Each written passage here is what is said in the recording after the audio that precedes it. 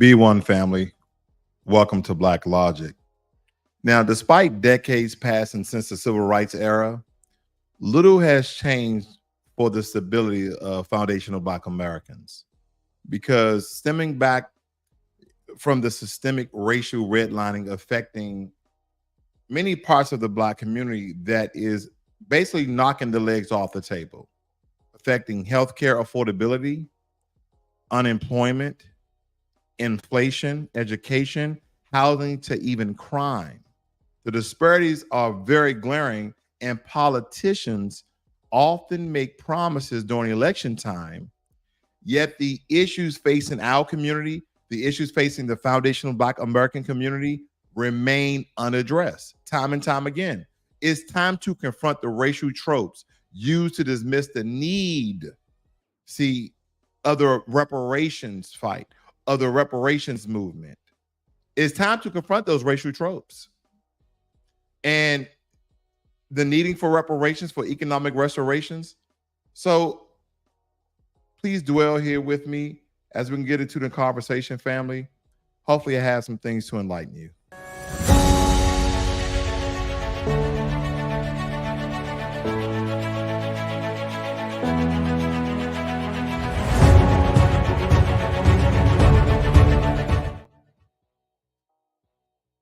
So every election cycle, politicians, mostly Democrats, come into our communities, come into our neighborhoods every 2 to 4 years, whether it be federal or state, making these grand promises.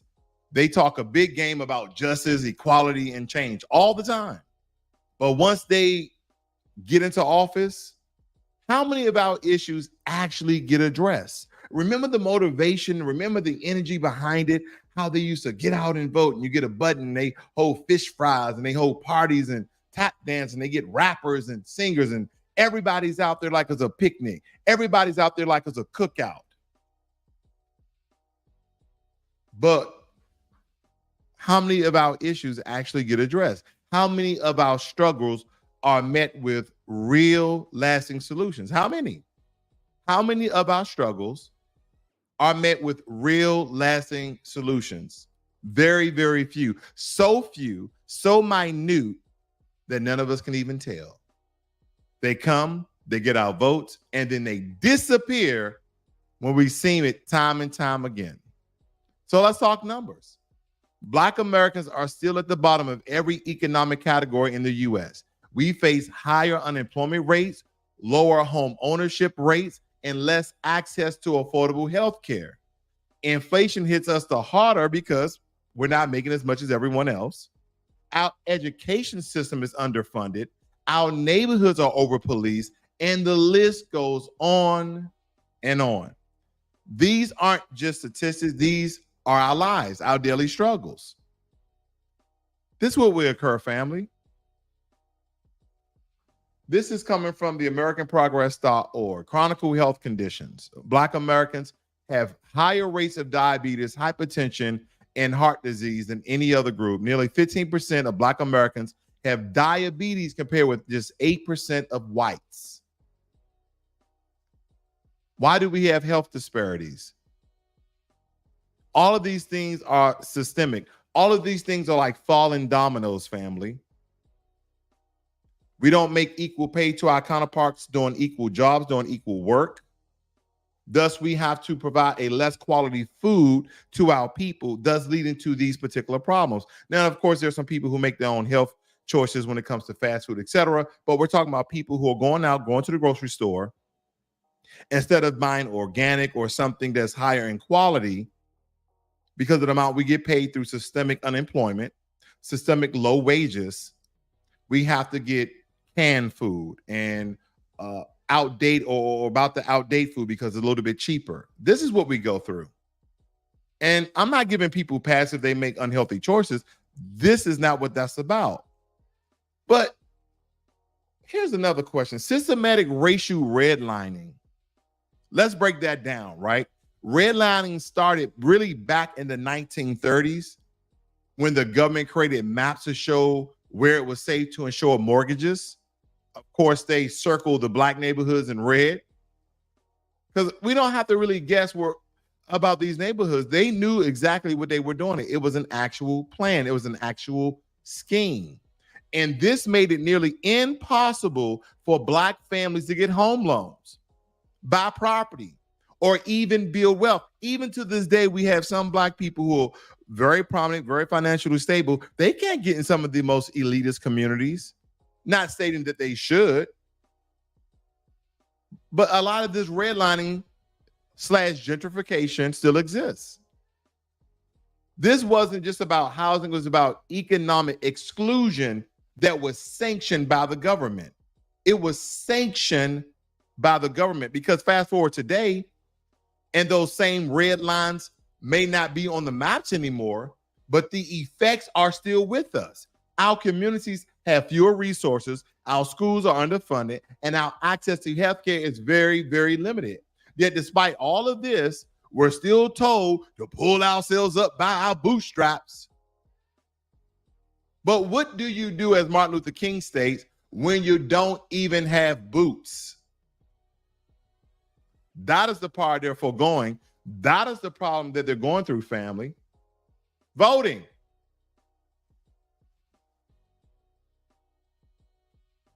Let's pop this up very quickly. This is coming from the I think we just went over there. Give me 1 second. When we talk about education, and I'm gonna break this down this maybe a couple ways here. They say Asian students had the highest graduation rates in 2014. I know this dates back a little bit.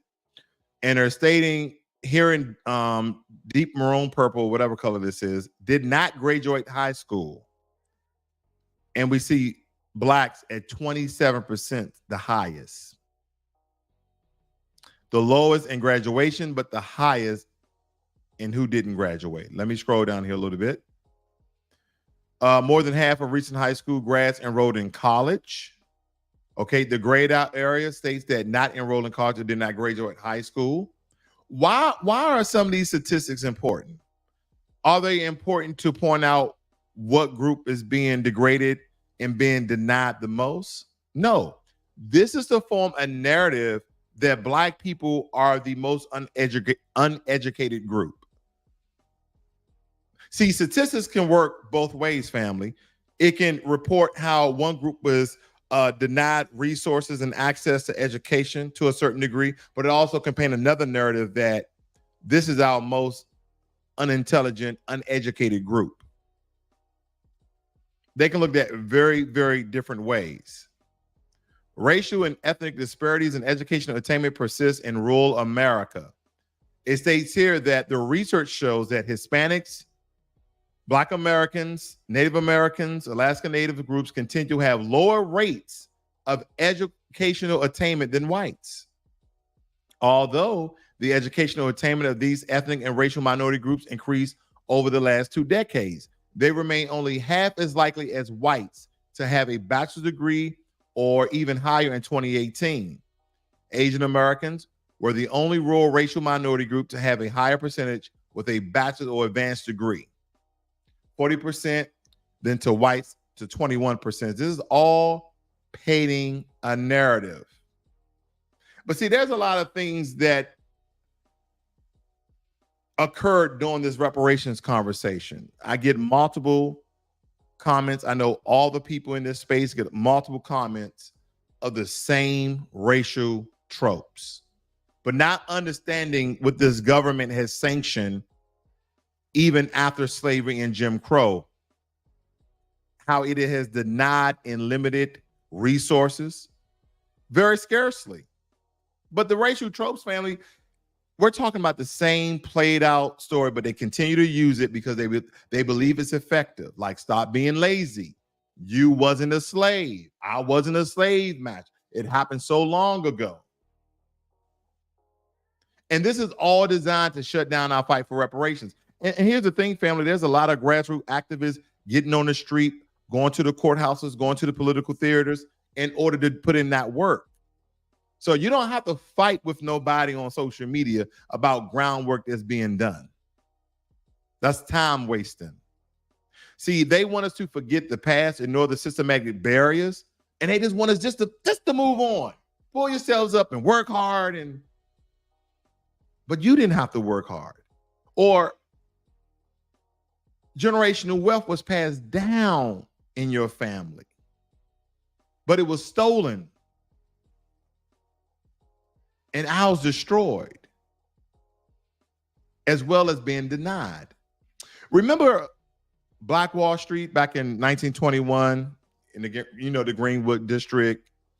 That was one of the most prosperous Black communities in the country, but it wasn't the only one. There was other Black Wall Streets as well as Black business districts. But it was burned to the ground by a white mob. And still to this day, this American government will recognize, award symbolism after symbolism, but nothing tangible for those survivors of the Tulsa, Oklahoma riots or the Tulsa, Oklahoma genocide. Nothing tangible. No reparations, no justice. You have to repair and restore what you have done, but rather you get as a pat on the back and a rub on the head. And see, that's just one of the examples of many thriving Black communities that has been destroyed by white violence and sanctioned neglect. Because think about that, family. Think about if you look up the other Black Wall Streets. If you just do a quick Google search, look up the other Black Wall Streets. I want you to relate that to your family, because maybe one of those Black Wall Streets was in a town, or your family derives from that town. You may never know. But we're talking about millions of acres of land stolen, property destroyed and never restored. Let me tell you something, family. If it wasn't for these massacres and genocides and destruction of the Black business districts and the Black Wall Streets that we had, there'll be a great many of Black Americans that are million and billionaires, and not just the ones that you can count on your finger. We know who the richest Black woman in the world is, Oprah Winfrey. We know who our billionaires are because we don't have many. But every day you can walk downtown in your nearest city and walk and be past millionaires and billionaires and never know it. This is how this has put us behind. This is kind of like we have ball and chain. We have a 150-pound weight on our back, and we're trying to run just as fast as people in the same starting block. But just to come find out, we didn't even start at the same time. Even though we're fast, they keep resetting the start line. What does that mean? Every time Black people build something, there's a group of white supremacists that destroy it, or those white supremacists adjacent, as well as those turncoats. That's what occurs. We've always had the spirit of self-reliance, have we not? We've built businesses, created cultures, damn near, and people hate when Black people say this, we damn near created all the cultures in a sense.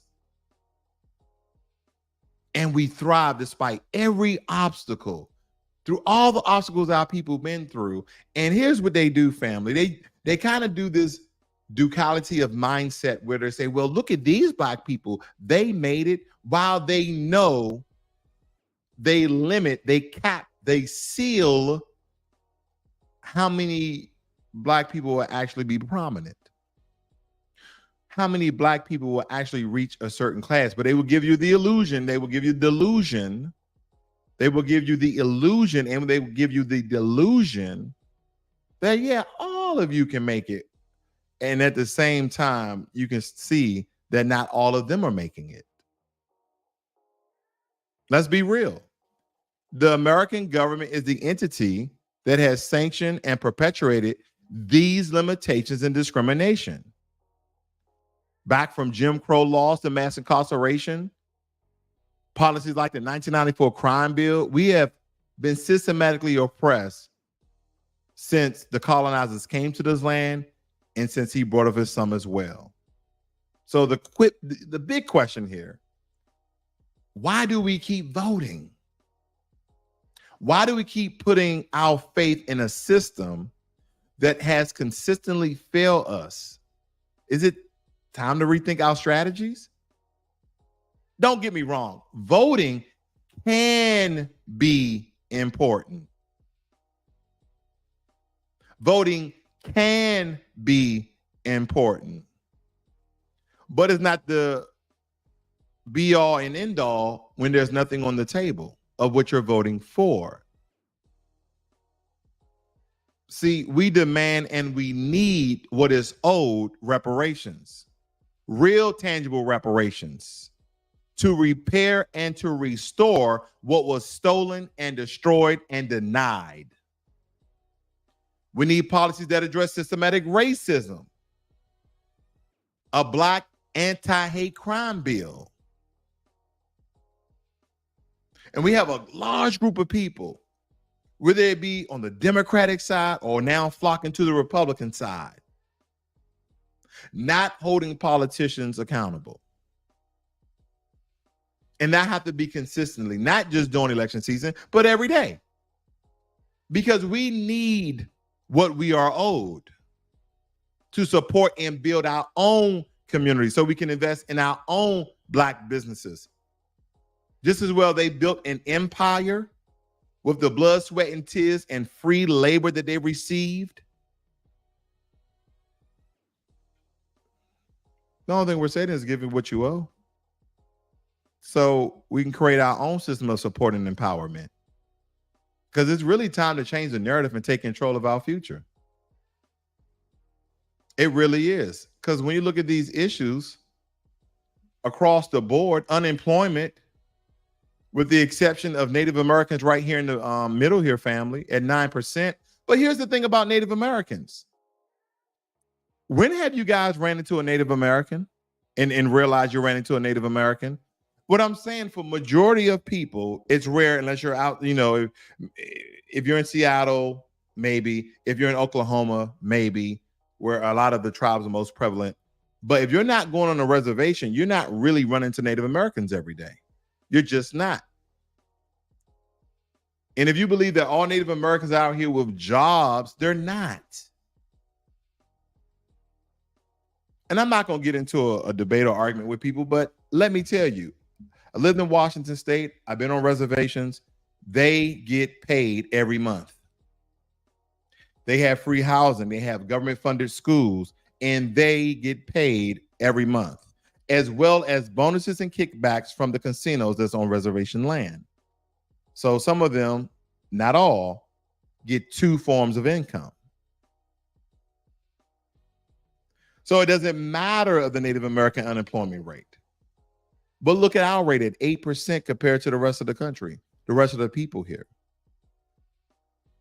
See, and they separated, look at this, they separated people of color from Black people. You guys see that? They separated that. Let's see if they combined it. Nope. People of color, as of 2020, 2.9 million. Black Americans, 1.19 million. Of course, whites has the less unemployment rate at 3 million. And this is also in conjunction with their total population. So I don't want to get you confused with the numbers. What about earnings? When we look at the earning disparities between different people. So 97 million workers are white. 17 million workers are Black. And they're sharing a percentage of the share of workers in their averagely weekly earnings. Look at the average weekly earnings compared to Black people and everyone else. We're at 791. Native Americans are 801 or 802 rather.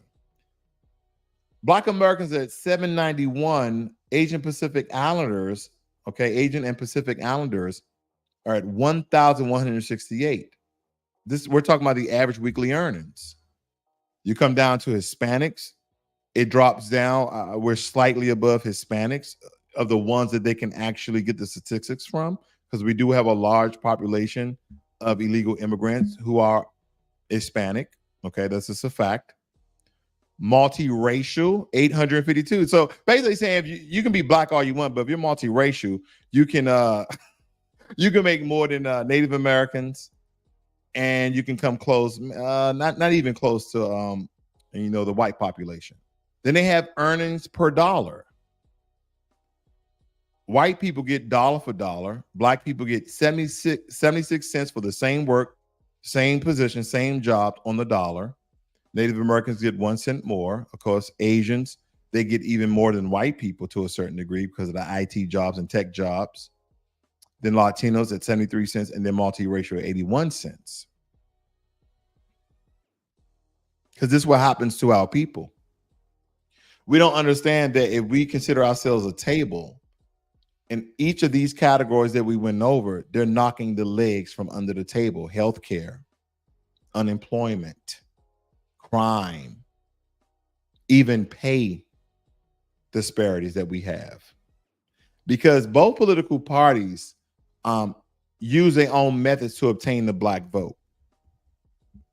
The only time Republicans really come out to have black people not to vote and maybe grab 1 or 2% of the black vote is because of what the Democrats have not done and what they insinuated and or promised sideways.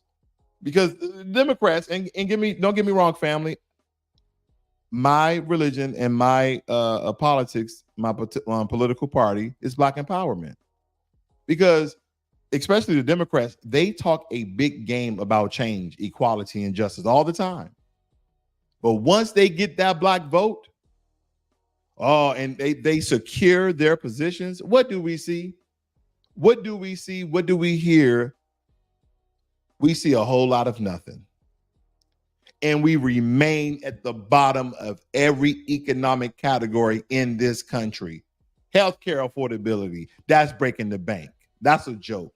Unemployment rates, we're the most unemployed, off the charts. Inflation, it hit us the hardest because we're not making as much as everyone else. Education, that's all you need to do. Go to school, get a job. Trade is probably a better way to really make good money and start your business very early, is obtaining a trade, but I digress. Housing disparities. We think how long we've been inside this country, and if you know any history, 1940s, 50s, 60s, don't get me wrong, there was a time where almost half of Black Americans were living in houses. But that has changed dramatically. Because if you increase unemployment, you stagnate our wages, you raise inflation, we now have to sell our homes because of property tax, rising costs of electricity, water, all those things, and now we're back in the apartment because we're not getting dollar for dollar like any other group. Crime, they played a duality mindset of crime. Majority of crime happens in Black neighborhoods. Majority of the crime is happened by Black Americans. But when we look at the statistics, it shows that other groups have higher crime rates. Every sector systematically redlines us out of opportunities. So why do Black Americans continue to vote? Why do we continue to vote? And family, this isn't just rhetoric. This is reality. Our civil rights era brought significant legal changes, sure. But who benefited the most from civil rights? White women and other non-Black groups. Meanwhile, our issues are perpetually overlooked time and time again. We're told to, again, put on your space boots and fly away. It's the same thing over and over again. It's the same thing over and over again because people talking about, let's talk about reparations. Isn't this just a handout? No, reparations is not a handout. It's justice.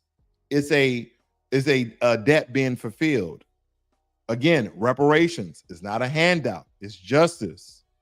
It is a debt being relieved, is a debt being filled. Marching to the rooftop, cash payments, a black anti-hate crime bill, restoration and land grants. These aren't just demands, family, but they're necessary reparative, measures. These are very necessary reparative measures. They address the systematic theft, destruction, and prevention of our black economic advancement. Some people always ask, why cash payment, brother? Why not just get the land? Well, because economic stability starts with financial resources, does it not? Imagine if every Black American received a substantial cash payment to offset centuries of economic disenfranchisement. Because that's not a fantasy. It's a reality in other reparations models, right? Because now, for example, Germany paid reparations to Holocaust survivors. Japan compensated internment camp victims. We need the same acknowledgement in action as well. Because before you can even take care of land because of the property value, you need cash in the bank in order to do so, or the government just come in and take the land. Oh, well, you can build something on it and you can borrow against it, and then you still have disparities and racial discrimination in the banks. So if we have a black anti-hate crime bill and we can prove that a bank has discriminated upon us, you can sue the bank. That's why this legislation is so powerful on the federal level. They will have to cash you out even more so and let them try it again. The fact that we still face rampant hate crimes in 2024 is it's unbelievable. It's unacceptable. But again, no one is oblivious to the occurrence in the history that we have in this country. But a dedicated bill would not only recognize our unique struggles, but it will also enforce stricter penalties for hate crimes against our people, against foundational Black Americans, which will create a safer environment for our communities. That's what it would do. Next, we need land grants and restoration of land. Our ancestors built a thriving economy only to have many of them be destroyed in various horrific massacres. Because again, imagine if we had the land and resources to build those kind of communities that we always talk about, like the Black Wall Street and Black business districts. We could create our own businesses, schools, hospitals, and more with our systematic barriers that have historically held us back. And some people are on this integration shit, right? They're on it, family. They say, oh, why do you want to build Black cities? I'm like, because when we go into town, even in Texas, you go into certain neighborhoods, they are all Indian from the country of India. They're all Indian. You like, damn. They done built a whole Indian community. The shops are Indian. The food restaurants are Indian. At the CVS, they are Indian. And I have nothing against it. You go in certain neighborhoods, all of them are from the Caribbean. You go in other neighborhoods, all of them are Hispanic. But soon as Black people say, we want to get together and build Black businesses, and we want to build schools, and we want to build community centers, then you have some turncoat Black folk who come out like, why we can't be with the white peoples? Why we can't go out here and intermingle? See, it's okay to do business with everyone, but why is it that people want to live amongst themselves? Because what other communities figured out a long time ago, when they solely do business with one community, they end up getting robbed. They end up getting tricked. That's why you hear that the dollar is circulating in this community 4, 5, 6, 7 times, 8 times, and how those communities' property values raise and how their equity raise and their revenue goes up each and every year because they do business with themselves as well as the dominant society. That's why.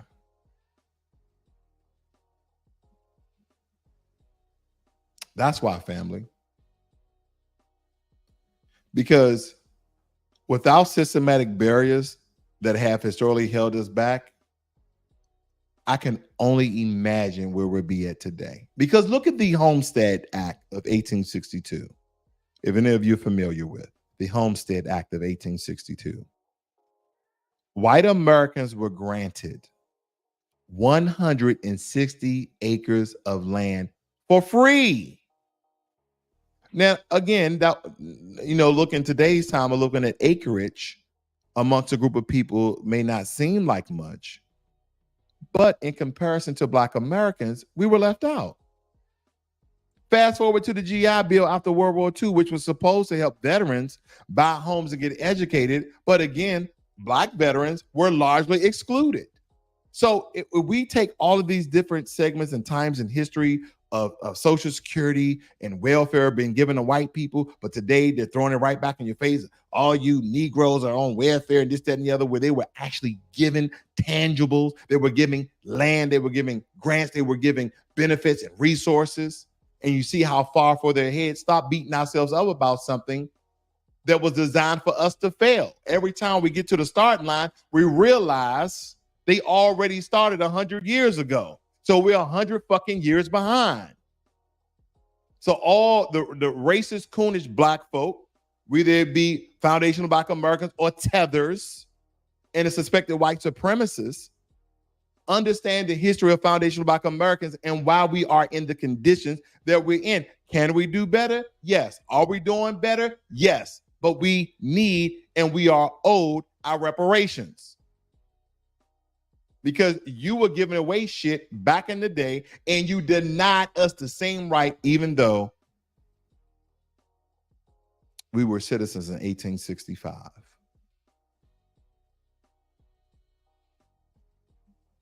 Reparations in the form of land grants will correct some of these historical wrongs, giving us the foundation to build generational wealth. Because if we talk policy, the Fair Housing Act of 1968 was supposed to eliminate discrimination in housing.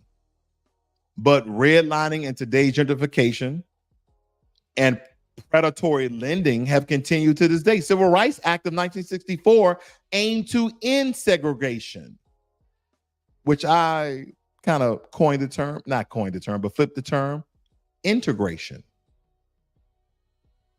But our schools are more segregated now than they were back then. Black people are still living majority amongst Black people in Black schools and so on and so forth. But we really need robust enforcement of laws and legislations to a certain degree and see how is that funded throughout our cities. Because if somebody would say, oh, well, do you vote in state elections? Yes, I do. That directly affects me. The only thing that we're owed and need from the federal government is our reparations package. And it's not a one-time thing, family, just as well as any other group like the Native Americans is ongoing and preparatory. We must remember, family, that our fight doesn't end at the ballot box because voting is simply a tool. It's not a solution. We have to continue to hold these guys accountable. Because just as well as they can make legislation, they can amend legislation. We have to keep our issues on the front and center, not just during election season, but every single damn day. But this is the time, family. This is the time to stop selling for empty promises. Somebody that's trying to motivate you and geek you up and pump you all up to go and vote for goddamn nothing once again. This time it's time to demand reparation. This time it's time to demand what is owed. It's time to repair and restore what was stolen from us, what was destroyed from us, what was denied from us.